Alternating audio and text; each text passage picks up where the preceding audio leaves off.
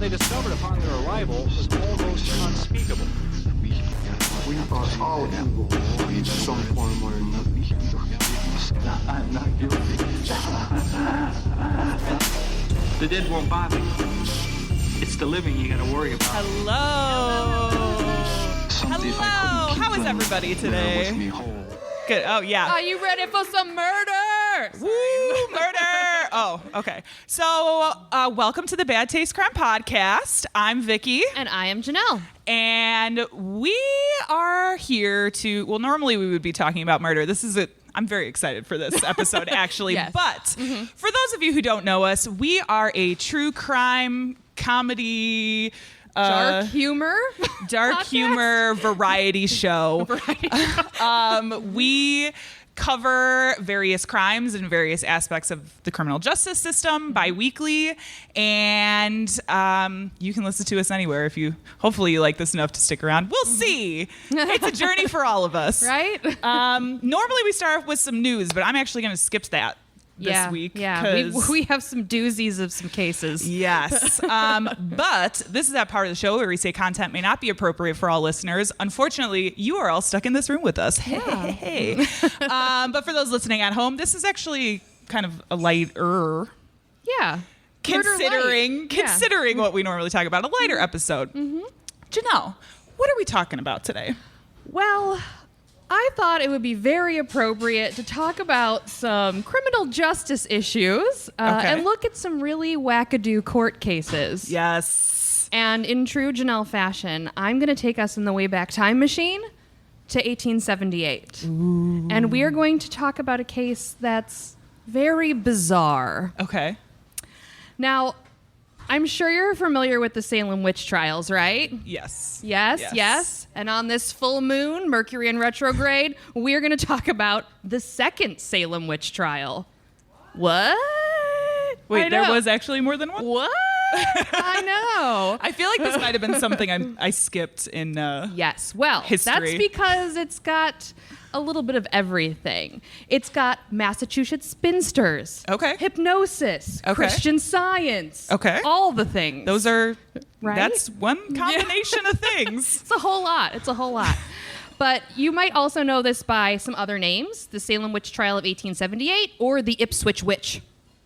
Say that 10 times fast. That's some good alliteration. I is. like that. The Ipswich Witch. Yes. Ipswich, Massachusetts.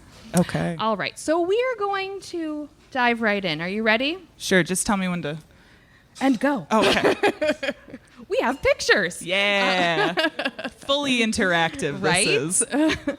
So a gentleman named Daniel Spofford was born in 1840s, New Hampshire. So already not off to a great start. He was from meager beginnings and held a few odd jobs in his youth. We're talking like full-blown jobs before he was 18, as you do in the 1800s. Yeah. And he was ready to go into the Civil War at 19. And then when he came back, he had nothing. He was like, what do I do now? So kind of dabbled with being a shoemaker. Okay. And then he came across some pamphlets in 1867 by a Mary Baker Glover, all about Christian Science. Okay, so Christian Science is pretty wild, y'all. Oh, yes. It is neither Christian nor science. It is neither of the things. They seem almost oppositional. Yeah. So Christian Science is one of the many crazy movements that are happening at this time. It's got a little mix of spiritualism, occult practices, a little dabble of Christianity. So it's kind of a melting pot. Okay. And Christian Science was founded by Mary Baker Glover in the 1870s. And she believed, now buckle up, are you ready for this? She believed that reality is purely spiritual and the material world is an illusion. Ooh. Ooh, that's very mystical. Right? Very It's very far out. It's like the hippies, the early hippies. Yeah. Kind of. So everything's a simulation, basically. And they viewed diseases as actual mental errors and not a physical disorder. So, like, if you were sick, it was because you weren't thinking right. Right, exactly. You got to get right in your brain. That's why you're sick. That's rational. Yeah. So they don't really go to doctors first. They go to prayer. Oh, boy. Yes. So, treating by a form of prayer and the illusion of their ill health would simply melt away, right? Yeah. That makes sense. Totally. Now, one of the differences is that Christian Scientists do seek medical help if they need to, but only after they've done extensive bouts of prayer. So, like, what is the point that they're like, all right, this is bad enough to go to a doctor, like a medical professional? I mean, they listed the doctors that were acceptable, and they were optometrists and dentists and barber surgeons. So, you know, the most reliable doctors I of love the the time period. of barber surgeons. That's like my favorite combination of Yes. professions. Get a haircut and also And get things cut out of you. Surgery. Yes. Good times. Now, Mary Baker Glover was a woman who had a really rough life. She was born in New Hampshire, too. Again, really down on her luck from the start. She was chronically ill since birth, and she really did not belong in her home. She butted heads with her father, and then she went to live with another family when she was a teenager. And her father was a really religious zealot type of dude. So very much yelling at her for not praying enough, not being modest enough, you know, over the top eccentric. Okay. And her illnesses kind of led her to experiment with different types of alternative healing. So she would do things like starve herself or do a bread and water only diet. She tried hydrotherapy and then all kinds of concoctions of things from her pharmacist to try to get herself better. Okay. That sounds like everything that you could try, Right, I think. yeah. And I'm sure that pharmacist made some amazing stuff. Oh, good Lord. This was 1800s, so a little I bit of know. cocaine. You're describing some a of little these bit of things. arsenic. I'm like, this is all, 1800s medicine. So Yes. it's not like... It's poison, basically. Yeah. So she was not feeling good still, and she was trying to figure it out. And so she married her first husband, and it was already downhill from there even further. After 6 months of marriage, he died while she was 6 months pregnant and left her absolutely penniless. Okay. And she was forced to give up her child. So she was living by herself, penniless, going person to person, trying to find somewhere to live. Her child went to live with relatives. And then she married again in 1853 to a dentist who stated that he would help her get her son back. And she's like, all right, well, then I'll marry you. And then he did no such thing. Of course. He was a real piece of shit. And he made sure that she would not see her son again until he was 30. Wow. Wait, till the son was 30? Until her son was 30 years old. Okay. So he wrote a bunch of letters, and you can click through, Okay. and made sure that she would never see her son again. So one thing that he did do, however, was set her on a path to create her whole new religion. That's helpful. So he wrote to a mesmerist named Okay. Phineas Parkhurst Quimby. It's the most New England name I've ever heard in my life. Yes. And he cured people, not with medication, but instead with his mind. Okay. Yes. Did it work? Well, we'll find out. Quimby mesmerized her, and she reported to be cured. And she went from being practically bedridden to being able to walk 182 steps a day, and then to being fully functional. Okay. Self-reported, I'm assuming. Yes, self-reported. Okay. Now, she looked at this in a very religious manner, and even though Quimby did not think that his mesmerization was religious, she kind of figured that there was a little bit of God in it. And she wanted to really look into it and figure out what else could be done with this kind of healing. So she decided to start writing about what she was experiencing and traveled around talking about this new thing she called Christian Science. Okay. And she wanted to use the healing powers of mesmerism and prayer to heal everyone. What is mesmerism? Oh, Vicky. I'm so glad you asked. Oh, Because almost it as is- if on cue. Right? Exactly. I just, in my notes, now ask Vicky what mesmerism is. Oh, I don't know. Spoiler alert, no idea. So, it's a type of hypnosis where the person is put into a trance by staring into the other person's eyes. Okay. This could also include light hand waving, touching, a little chanting. Vicky, would you indulge me for a moment? I guess. I would like to see if I could mesmerize you. Okay. I feel like this is about to get real weird. Now, do you have any ailments currently? Girl, I got Back? all sorts of aches and pains all the time. Back? I know your back always hurts. Back for Yes, sure. neck, My ankle a anything? little An bit, my ankle? Okay. knees. All right. You know. Can I lay hands upon you? I guess. All right. We're going to see if, through my reading of Christian Science, if I can mesmerize the shit out of you. Are you Okay, ready? do I have to do Turn anything? towards me. Okay. Okay. Remove your glasses. God. This is making me very nervous. All right. Are you ready, Vicky? I guess. Now stare into my eyes. This is weird.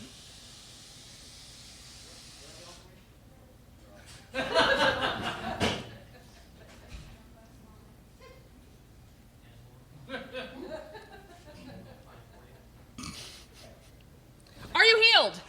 I gotta say no. Damn it. I That gotta practice. was very good though. Thank you. I do. Can we give Janelle a little applause? Because that was, I have to practice more. although I gotta say, very awkward. I told you I was going to touch you. I mean, fair. All right. So apparently it takes a little more practice to mesmerize someone, but Did you practice before this? I did. But my dog didn't really respond very well. And, you know, he's excited all the time. So the mesmerization that I just did was a little example of some of the mesmerization that was performed in Christian Science practices. So what Mary Glover would do would go around, talk about Christian Science, and then teach people how to mesmerize. Okay. So it was a lot of laying hands on where you were ailing or on the face, a lot of neck, a lot of gentle touching, until they could feel better, right? So you'd have to do this a couple times. Eventually you would start to feel the healing powers of mesmerization. So while she was doing all of this, she decided to finally divorce the man who was pretty much prohibiting her from seeing her son. And she went on her way and began to publish her own little Bible called Science and Health, which was later changed to Science and Health with the Key to the Scriptures. This is all very misleading. Can I just say, like, very misleading. Yes. So she started publishing all kinds of things, and this is where Daniel Spofford came in. He met her at one of her gatherings. He was very influenced by her writing, and he began to kind of train under her, and he became a doctor.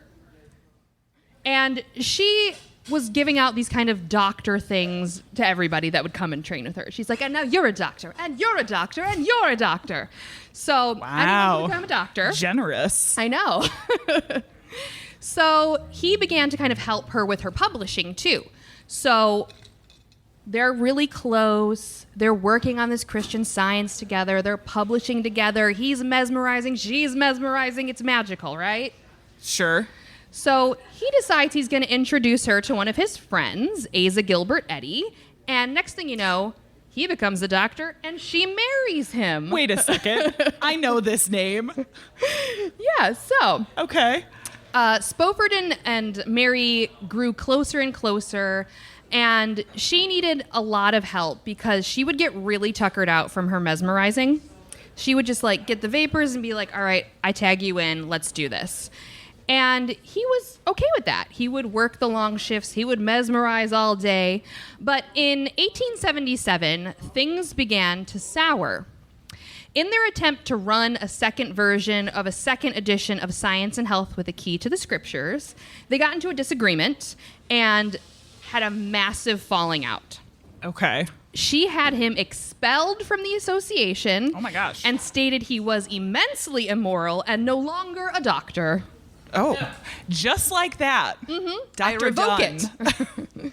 So she even tried to sue him for lost tuition money, saying that he received an education for free by her when he should have paid.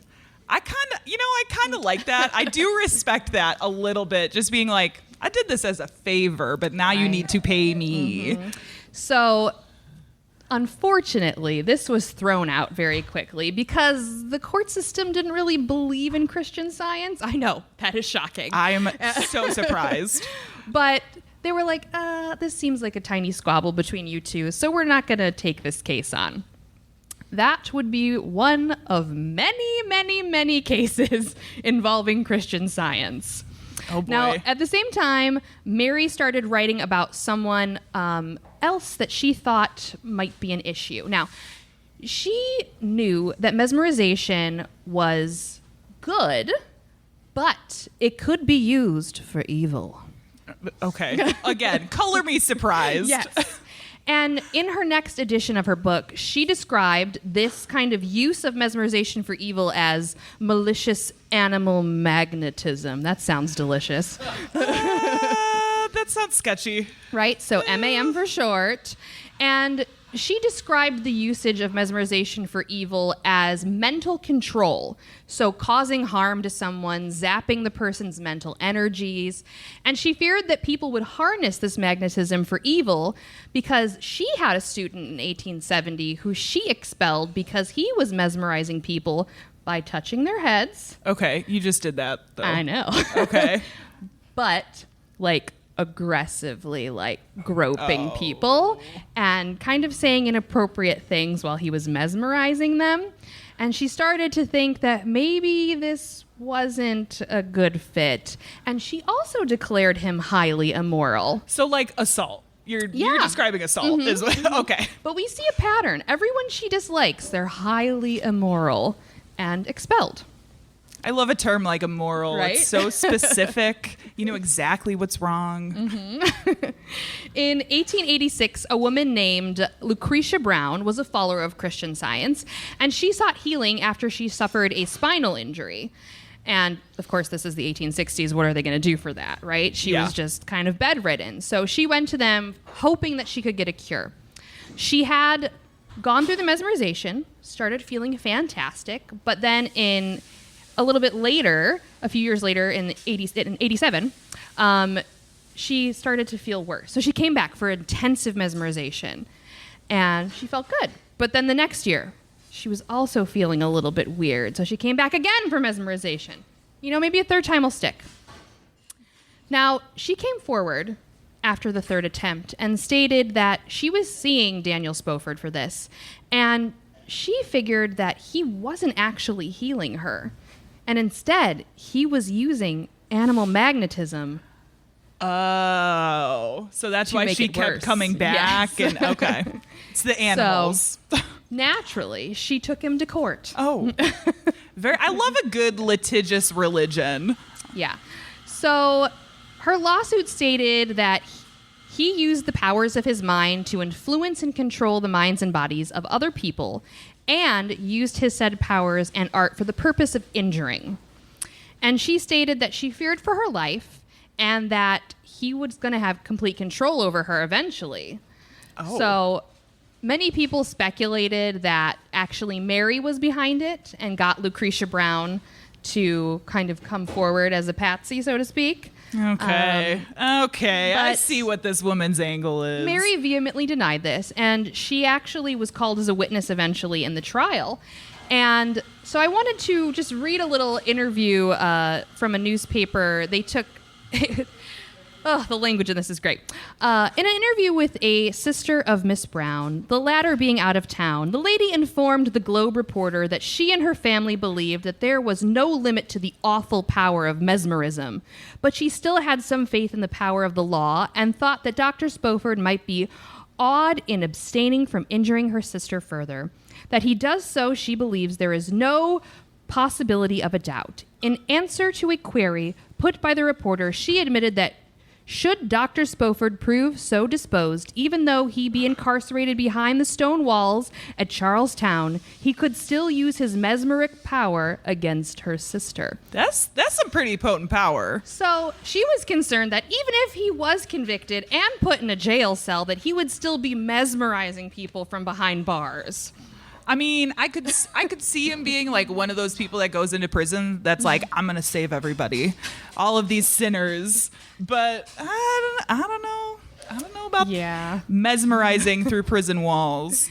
So, of course, the courts were getting all of these reporters flooding in, trying to get all of these interviews, taking all kinds of crazy risks trying to get a story from this. And so when this went to the Supreme Judicial Court in Salem in May, they had 22 witnesses, and they were all testifying for Christian Science and saying that it was good and his usage of it wasn't Christian Science and that he needs to be put away because he's using some other form of magnetism and it's just not the same. Right? Okay. It's not the same. It's not the same, I guess. So the judge was listening to all this and he was getting a little annoyed, to say the least. And he said, you know what, the next time we meet, I want Mr. Spoford in front of me in court on the 17th of May, and I want to see if he can mesmerize me. Okay, I like this. Test it out yourself. See what's real. So in between these couple of days when they first had their court appearance to the 17th, the news reporters were going bananas on this case. They were saying everything you could think of and calling it witchcraft. Okay. They said mesmerism and Christian Science are witchcraft, and we're back in the 1680s, and this is the second Salem witch trial. Uh-oh. Now, come May 17th, Dr. Spoford did not appear in court. Instead, his attorney came in and quietly came to the podium and said, I file a demurrer. What is that? Now, he filed this kind of sanction action and said that there was no merit in the claims from Lucretia Brown and that the court had no jurisdiction over this because we are in the spiritual realm, baby. Oh, boy. And courts don't rule here. Okay. All right. Yeah. So he went on to state that there was no equity in the claim, meaning that in this situation, the law was not flexible enough in the instance to be fair, so they could not have an achievement of fairness in this case because of the Christian Science behind it. Okay. Which, is possible. Now, Lucretia Brown's attorney stated that the demurrer was false and that mesmerization was in fact real, and that the law should be flexible enough to take this case because mesmerization is obviously real. Obviously. It's obviously totally real. Now, the press went crazy over this, and they were pushing the second Salem witch trial even more. Okay. And people were starting to line up outside of the courthouse to see what was going on. They were really stoking the flames and hoping that there would be, another hanging. But unfortunately, all they had to hang on to was that one hanging they were hoping just for. Come on, just throw her in a river with some stones, please. Oh, my God. But no, that did not happen. The judge, after some deliberation, kind of decided, you know what, this is out of control. I'm going to dismiss this because this claim is too vague.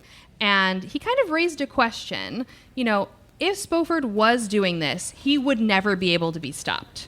So putting him in jail would do absolutely nothing. He would still have his powers. That's a good point.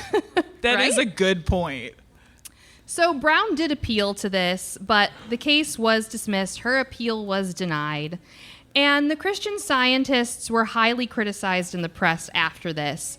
But they did maintain their church and their teachings. You can still become a Christian Scientist today. Oh, yeah, you can visit your local Christian Science reading room. I'm sure there's one around here. You can read, actually, I think there's one in Woodstock. Yeah, there's one not There's in one the in area. Woodstock. Yeah. But you can still read those readings. And the court the press deemed this kind of court shenanigans as one of the most bizarre courtroom sessions ever held in the United States. Ever. Oh, my gosh. And that is the case of the 1878 Salem witch trial. Oh, my gosh. Not as gory. No. Not as gory as I thought, and honestly, not as much witchcraft as I thought there I know. would be. It's a little disappointing, but what are you going to do? Way more witchcraft next time, guys.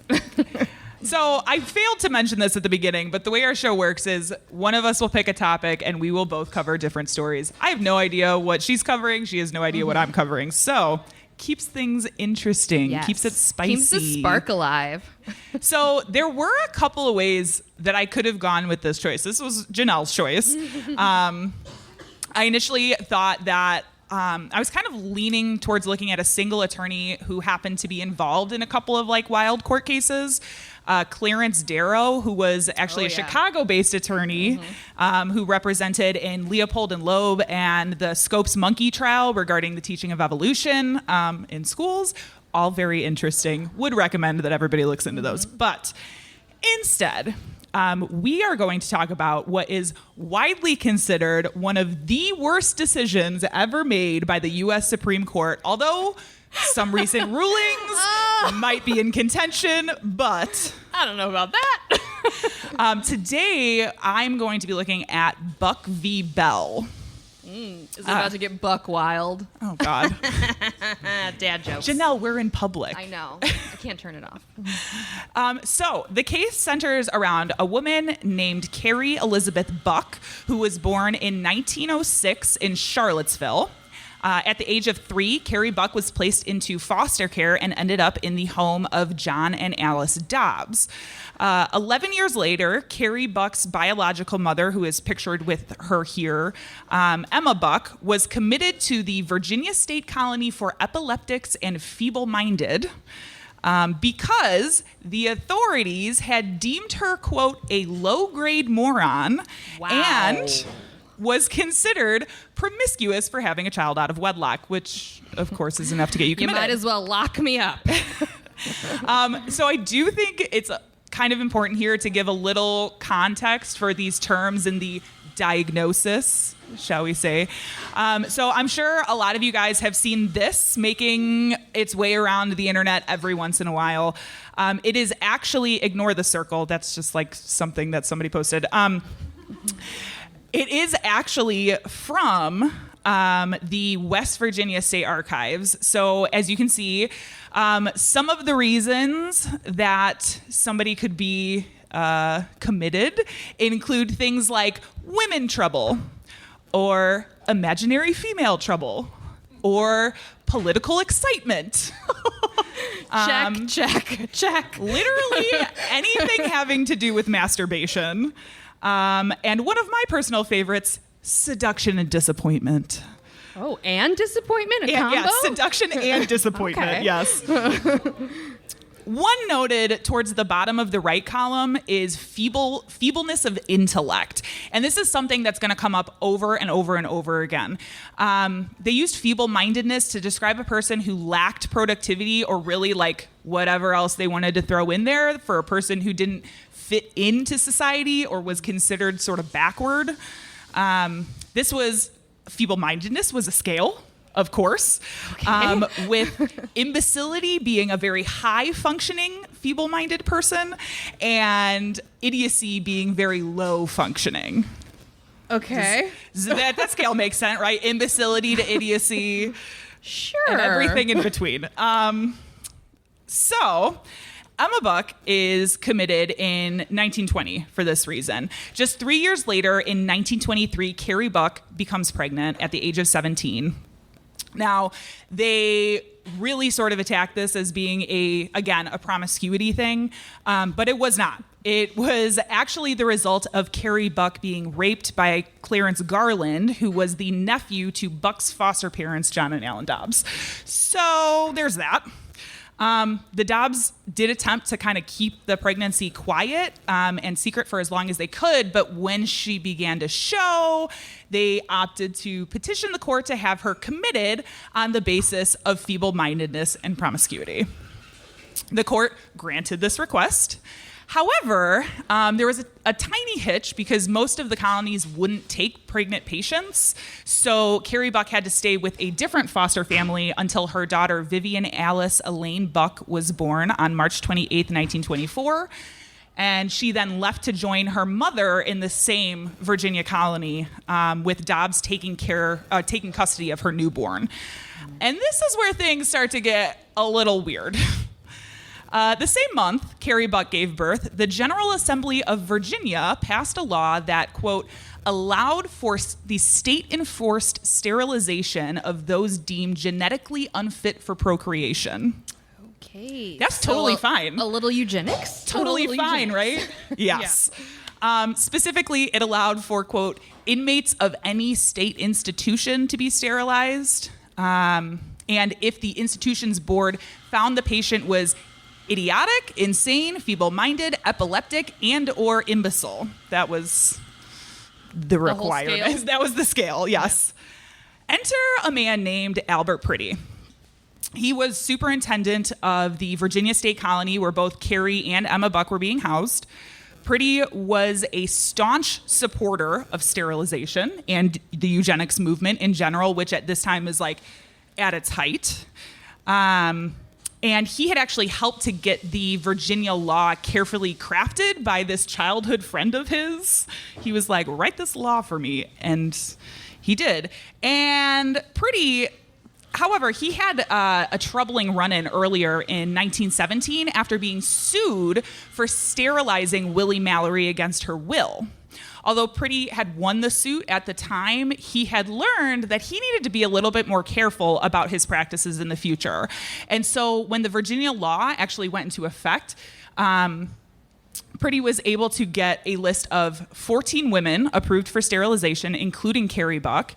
And Priddy had specifically chosen Carrie Buck because he felt like with 3 generations, with her mother, herself, and her newborn daughter, that he had a stronger case to prove the feeble-mindedness and the low intellect was hereditary.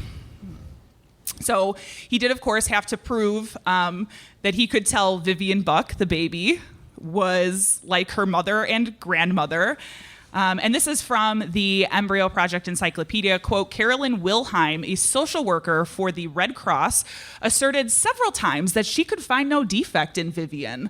2 weeks before the trial, however, Wilhelm then visited the Dobbs and decided that Alice Dobbs' grandbaby, born 3 days earlier than Vivian, was somehow different. Unable to qualify this statement, Wilhelm merely asserted that Vivian was just not quite a normal baby. Wilhelm based these assertions on Vivian's responsiveness and how she crawled. Okay. Super scientific. Totally legit. Yes, it's a medical It's science. thing, yes. Priddy chose Buck as his test case of the law. So after losing this lawsuit, he's like, even though I support these laws, we got to test them out to make sure that they are constitutionally sound. So he managed to get Buck's state-appointed guardian to appeal the sterilization decision, eventually taking Priddy to court. For the colony's defense, Priddy recruited Aubrey Strode, who was the author of the sterilization law and his childhood friend. Irving P. Whitehead was found to handle Carrie Buck's defense, but it is worth noting that Mr. Whitehead, while he was an experienced attorney, he had also been previously on the board of the Virginia colony and was also a supporter of forced sterilization. Who would have guessed? By the time the case could be tried, however, Priddy had died from cancer, and the case was taken up by his successor, John Hendren Bell. The first case in the circuit courts went pretty much how you would expect. Strode, representing the colony, called many witnesses who commented on the Bucks obviously being feeble-minded. He also called several expert witnesses who made comment on the science of eugenics, including one Dr. Joseph Spencer Desjardins. Sure. Yes. The Jardinera. Who was the superintendent of the Western Lunatic Asylum. Desjardins held that feeble-mindedness was hereditary. This is again from Encyclopedia Virginia. Quote, asked by Buck's attorney whether he had ever traced back along the lines of heredity to find out what was the beginning of the thing, he replied, no, sir. Adam, I think, was a little off himself on some things. So like, Adam and Eve. Adam was a little like, I'm surprised they didn't call out Eve. Eve was That's fine. shocking. I mean, she is a woman, which is enough to make you Right? a little. Whitehead, attorney for the Bucks, failed to put on any defense of his own. He didn't call any witnesses. He didn't really rebut any of the witnesses. Oftentimes, they described him as actually advocating for sterilization, even though he was representing this client that was against. Jeez. Much of the trial went on in the same manner, with the court ultimately deciding in favor of the colony with a written judgment stating that Buck was feeble-minded and by the laws of heredity was the probable potential parent of socially inadequate offspring and should be sterilized. Cool. The rage is building. Now, this was, of course, moved to the Virginia Supreme Court of Appeals, which upheld the ruling of the circuit court on November 12th, 1925. Buck v. Bell then moved to the Supreme Court of the United States for review in September 1926. Strode, again on behalf of Virginia Colony, made three primary arguments. One, that Virginia's law did not impose cruel and unusual punishment, that the latter afforded inmates due process of the law, and that it represented a valid exercise of police power which stemmed from the state's obligation to protect the public's health and safety. I just want to say that, that seat of judges really looks like they're very sensitive to women's issues. This is the most and diverse I group. have so What are you much- talking about? So much faith in this. I mean, look at that guy's mustache. I mean, That's trustworthy. That's okay. So don't trust a good mustache. Got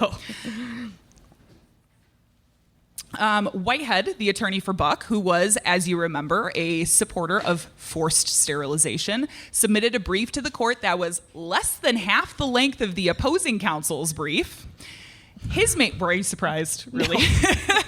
His main arguments were that sterilization deprived Buck of due process by violating her bodily integrity, and of equal protection by really only targeting people that the state determined were feeble-minded based on the 14th Amendment.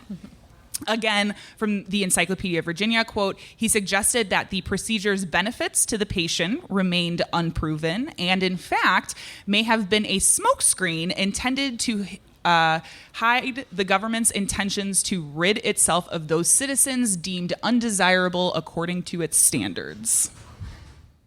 The government would never fool us. right? Oral arguments were heard on April 22nd, 1927, and a decision was handed down on May 8th of the same year. The courts gave an 8-1 decision upholding the sterilization order and effectively legalizing forced sterilization across the country in a big win for the eugenics movement. Yes.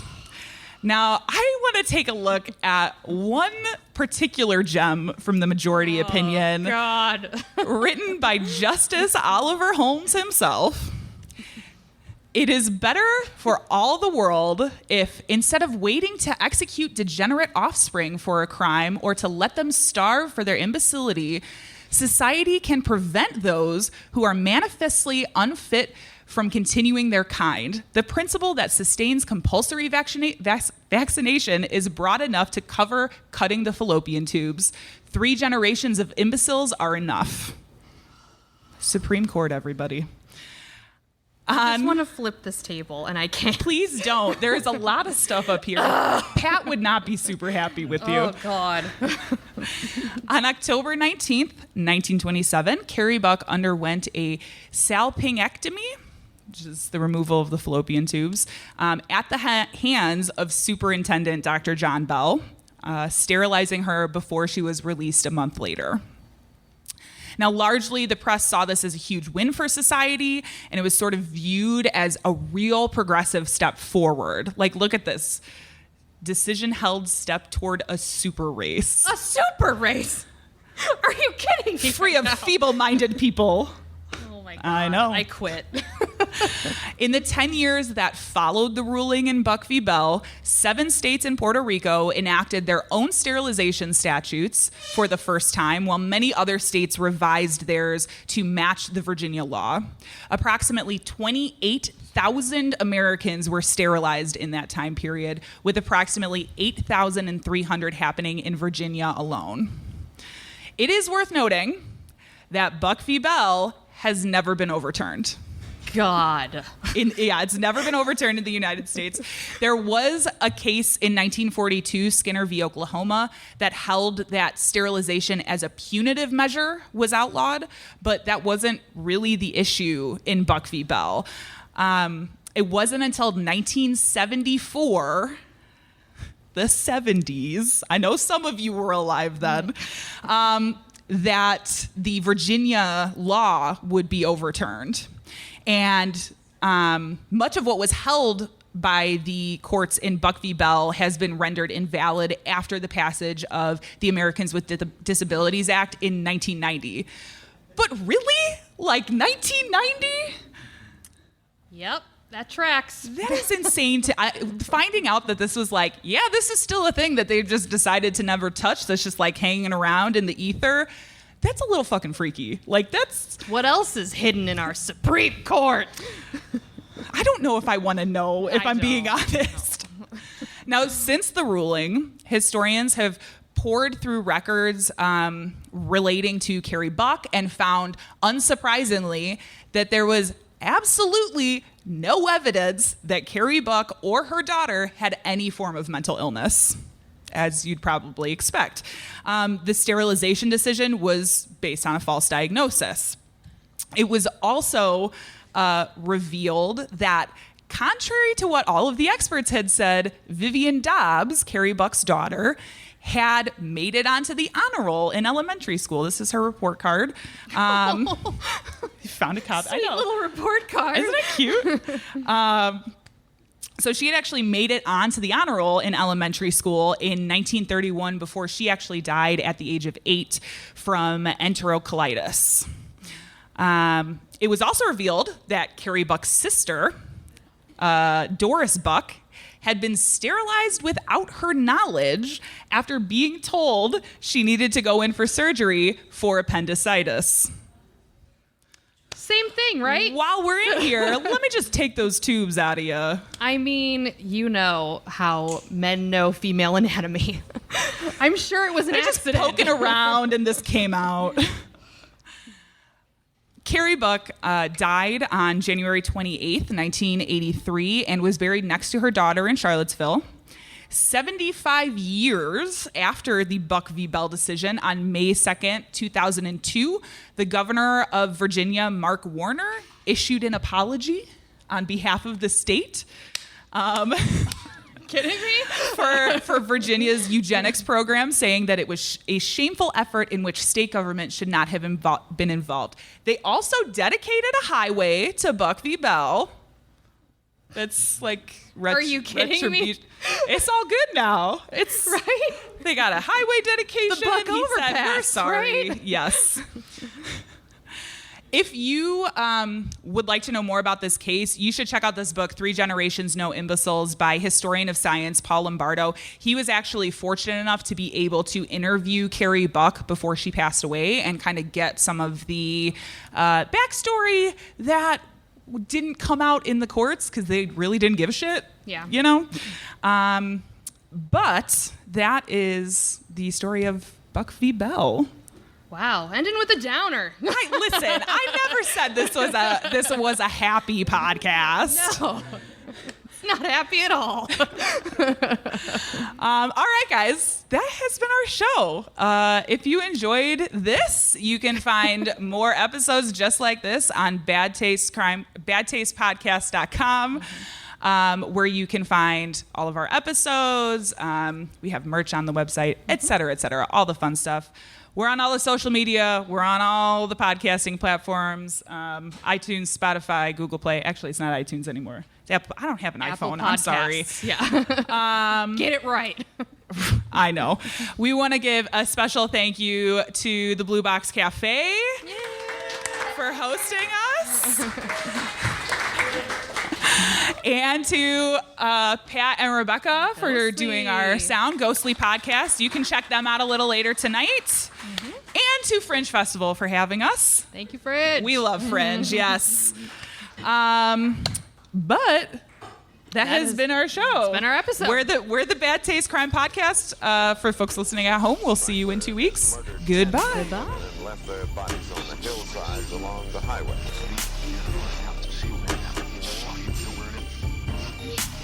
It was as if a wave of evil washed over this town. We are all evil in some form or another.